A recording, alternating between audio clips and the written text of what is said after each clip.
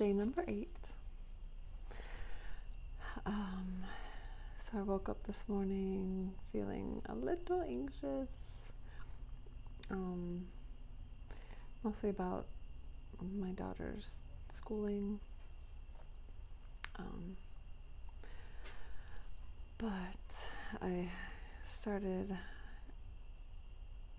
getting stuff ready, taking care of the animals, making coffee, and I put on, so my mom had sent me one of those prayer YouTube videos, and so I put on one of those, and they're talking about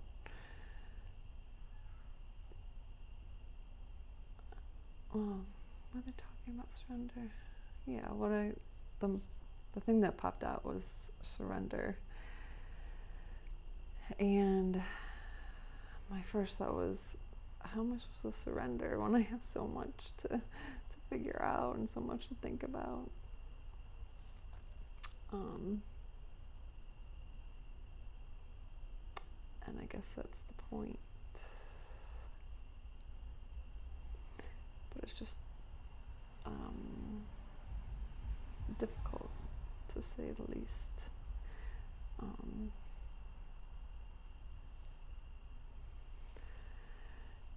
So I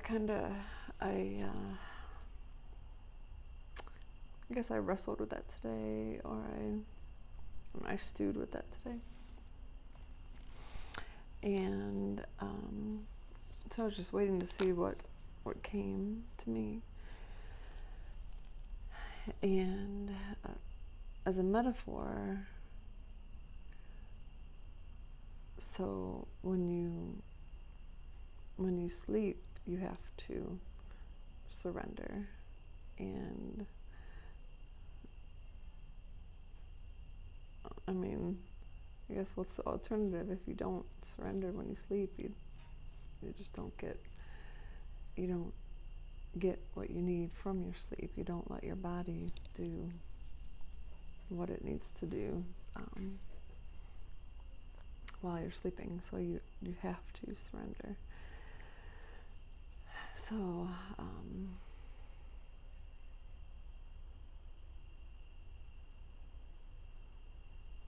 yeah, still, going back to, I know everything's going to work out.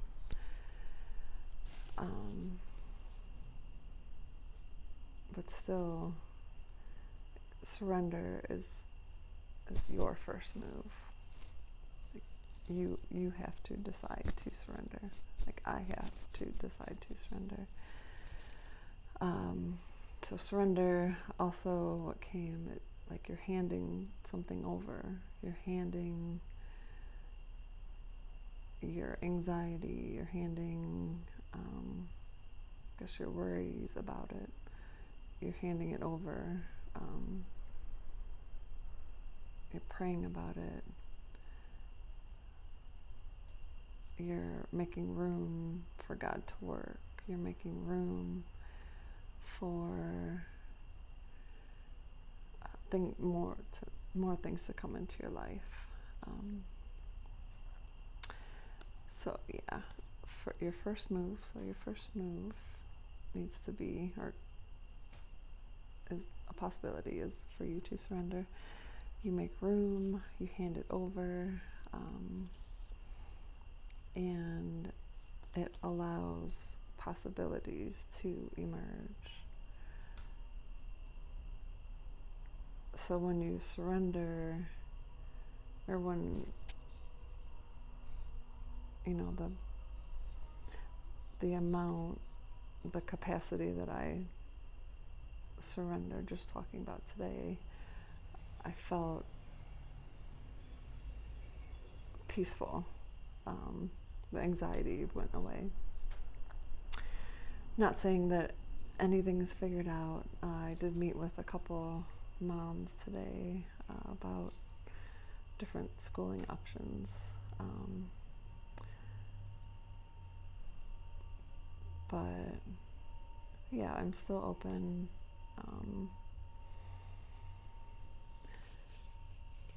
So day 8. Sorry if this lighting looks weird. is nighttime and I'm in the garage. I guess it's not all bad. It's the best that I could find for right now. But also, I wanted to throw in totally off the subject of surrendering, but a big aha moment that I had today. So my dad is in like a care facility right now, just for the next couple weeks. So we've been visiting him lately, way more than usual, and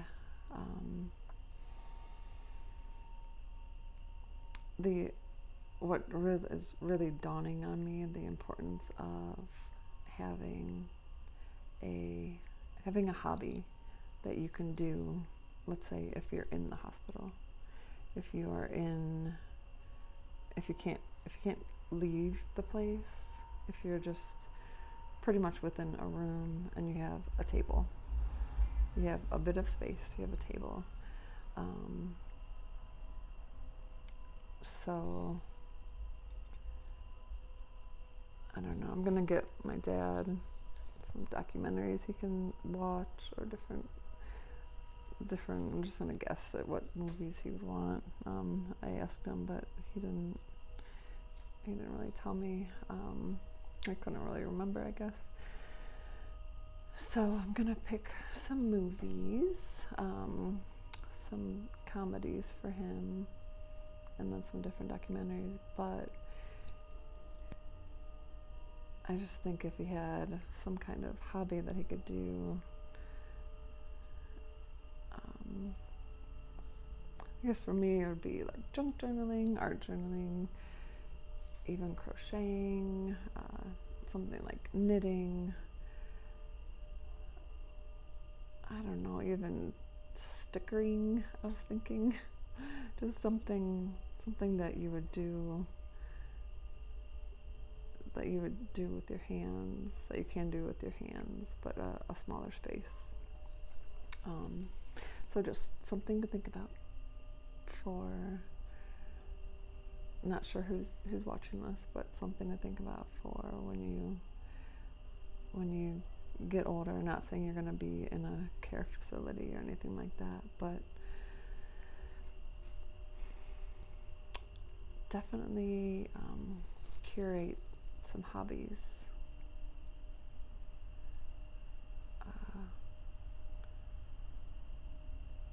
Yeah, more than looking at screens. So that is that for the day. And I'm patting myself on the back because I was kind of going back and forth about making a video today, and